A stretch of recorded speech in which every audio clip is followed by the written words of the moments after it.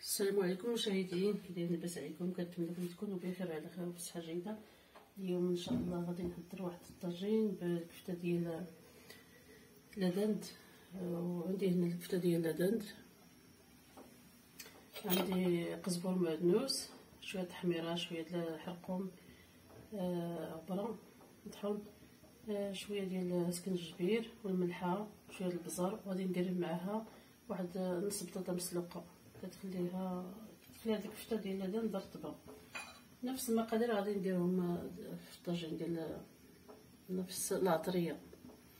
عندي هنا شويه ديال الكمون، سكنجبير، شويه سكنجبير، معلقه صغيره ديال التحميره اللي هي بابريكا، شويه ديال الحرقوم غبره وملحه. وهنا درت الزيت العاديه، ودرت شويه ديال زيت الزيتون والبصله، شويه القزبر والمعدنوس. هي البصله تشحرات شويه، دابا غادي نزيد عليها العطريه. بما نخلط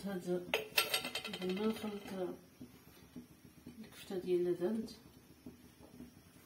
نخلط معها بطاطا مسلوقه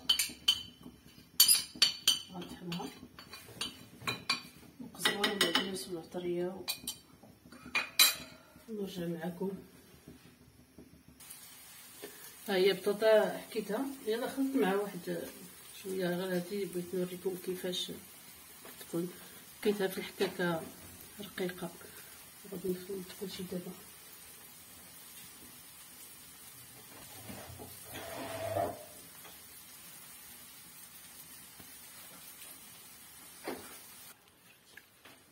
دابا ملي خلطت الكفته مع البطاطا والقزبر المعدنوس والعطريه، درت فيها كويرات بحال هكا. دابا غادي نديرها في الطاجين ونرجع معكم ان شاء الله. دابا ها الكويرات ديال لادند، الكفته ديال لادند هما درتهم في الطاجين، وغادي نزيد عليهم مطيشه ان شاء الله.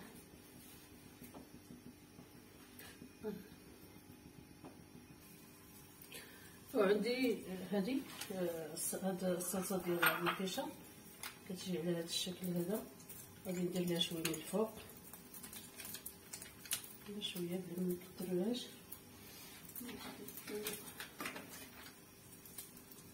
وغندير فيها واحد الضمه ديال البنه ديال الدجاج، كتعطيه هي البنه.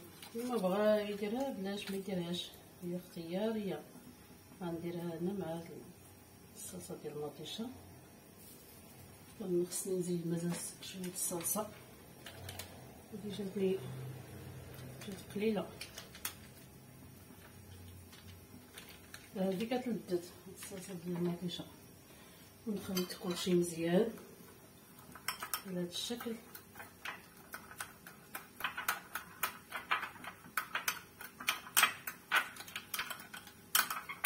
نخلط هذيك الضمه البنه كتحل كلها كتذوب مع المطيشه. عندي هنا الدوائر ديال الحامض، واحد الفلفله حاره، واحد الفلفله حلوه حمراء، وعندي هنا طوماط سويز هي مطيشه صغيره، وغادي ندير منها الربيع من الفوق. المهم غادي نكمل معكم المراحل ان شاء الله.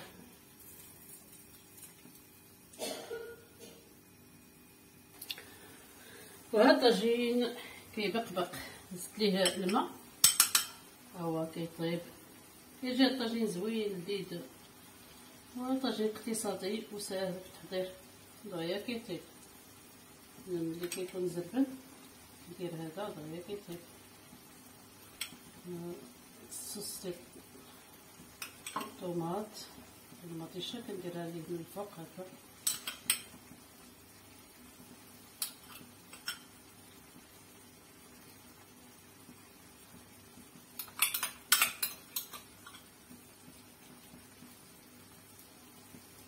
بهذا الشكل. وغندير هاد الفلفله، اللي بغا يدير حتى فلفله خضراء يديرها، فلفله خضراء حلوه. نزيدها كتعجبني هي كتعطي واحد المذاق واللون.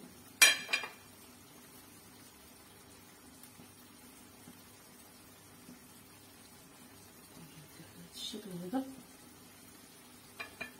الواحد كيزوق على حسب الذوق ديالو. نقدروا نزيدو فيه الحاجات اخرين بحال الجبنه خضرا كتجي فيه زوينه. انا متوفرش عندي حسيت ما جبتهاش، نكتفي بهذا الشيء اللي عندي في الدار. المقادير هذه المكونات. هذه مطيشه السوغيز نقسمها على جوج ونديرها هكا، هي كتجي لذيذه من الفوق. هكا نديرها من الفوق من الجناب.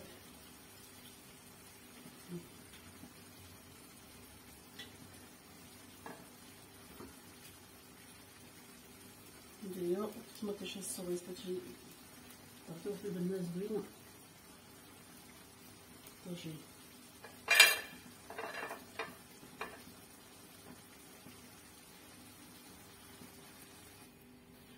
هو الطاجين دابا كملته، هو غادي نخليه يطيب خاطر غير على النار قليله متوسطه ماشي قليله بزاف، نار متوسطه. هو درت ليه فلفله حاره والفلفله زدت ليه فلفله حلوه خضراء وطرف ديال الحامض. ملي قرب يطيب غادي ندير ليه هذا قزبور ومعدنوس غادي نخليه يطيب. ودابا ملي كيطيب الطاجين كيجي على هذا الشكل هذا، طاجين ساهل، طاجين ديال الزربه كيجي لذيذ وصحي.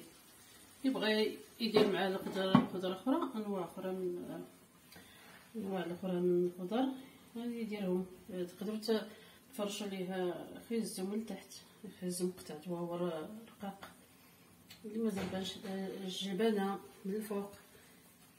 نقدروا نزيدوا فيه الخضر الاخرى، ولكن هذا دغيا انا زربانه بغيت نطيبو دغيا هاي كيطيب وكيجي لذيذ. نقرب لكم الطاجين تشوفوه كيفاش كيكون. هو كيجي على هذا الشكل هذا.